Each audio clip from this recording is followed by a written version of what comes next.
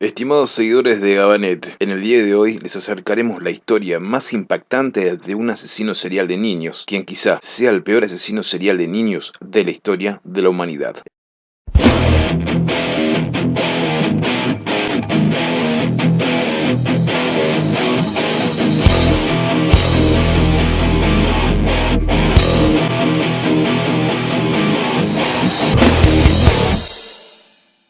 Estamos hablando de Luis Alfredo Garavito Cubillos, quien nació en Génova, Quindio, Colombia, el 25 de enero de 1957. Es conocida como La Bestia. Ahora les paso a contar por qué es considerado el peor asesino serial de niños de la historia de la humanidad. Primero hablaremos un poco de su vida. Luis Alberto Garavito Cubillos, alias La Bestia, es el mayor de 7 hermanos, quien tenía como profesión vendedor ambulante y vivía de eso. Su formación académica no fue nada sobresaliente, ya que apenas estudió hasta el 5º grado de la primaria. Tenía una pésima relación con su padre, un tipo violento, bebedor y mujeriego, quien le recordaba lo bruto que era. Como muchos colombianos, Garavito tuvo que irse a vivir a otro lugar debido al conflicto interno, designado por la sangrienta guerrilla entre el ejército y los paramilitares. Llegó así, de esta forma, junto a su familia, al caluroso pueblo de Ceilán, en el norte del departamento del Valle. Allí, en Ceilán, Garavito ingresó a la escuela Simón Bolívar con gran entusiasmo. Al comienzo de todo, iba bien, iba perfecto para él, pero pronto sus problemas internos empezaron a transformarlo en un niño tímido e introvertido, y usualmente violento. Frecuentemente lo molestaban sus compañeros, que lo tildaban de garabato. Más que nada esto era por el apellido. Sumado a esos problemas sociales, estaba el complejo de inferioridad que en Garavito se iban acentuando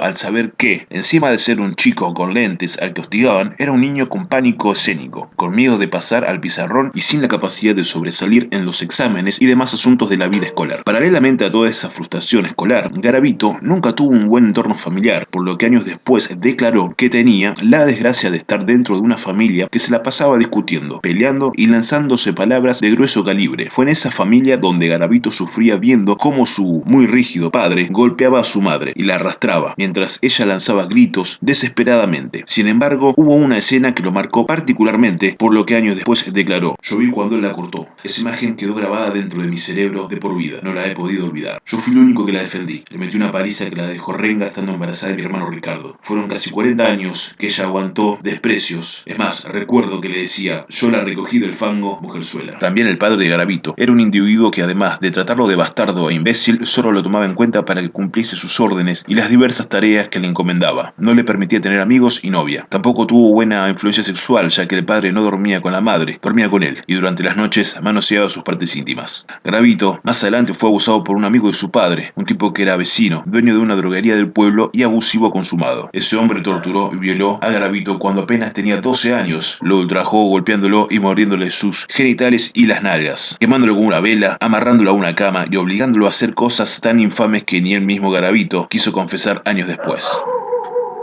Esta abusiva situación fue mantenida alrededor de 2 años, que en varias oportunidades los hechos de abuso se consumaban en el medio del campo. El principio de un violador. Cuando Garavito ya era mayor, consiguió trabajo en un supermercado donde más adelante conocería a su mujer, que tenía 2 hijos de 14 y 10 años, un varón y una nena. Él siempre respetó muchísimo a estos 2 chicos, pero tenía problemas para relacionarse íntimamente con su mujer, ya que sufría impotencia sexual. Aparentemente esto era sabido por el resto del pueblo, ya que lo cargaban por la situación de no tener relaciones sexuales con su esposa. Así es donde comienza a manejarlo una especie de fuerza interior y siente atracción por los menores. Tenía intención de abusarlos, sensaciones y fantasías que luego cumpliría lamentablemente, llegando hasta el punto que luego no solo se satisfacía con estas oscuras acciones, sino que ya quería llegar más lejos, teniendo la necesidad de torturarlos con tijeras, cuchillos, sogas, velas y demás herramientas que utilizaría para engendrar el terror y el dolor. Luego de 10 años de estas costumbres, comete el primer asesinato cerca del año 1992, cuando se encontraba tomando bebidas alcohólicas en un bar y observa a un niño pasar por la calle que después él sigue impulsado por sus malas intenciones. Este niño es secuestrado y llevado a un paraje alejado y abandonado, donde este menor fue violado, torturado y asesinado. Él explica: "Yo sentía como un descanso, me sentía bien haciéndole esto a los menores". Para el año 1993 comienza otra etapa en el modo de asesinar. Ya pasaba el límite de la tortura, abría el estómago de sus víctimas con vida, dejándolos agonizar hasta llegar a su fin.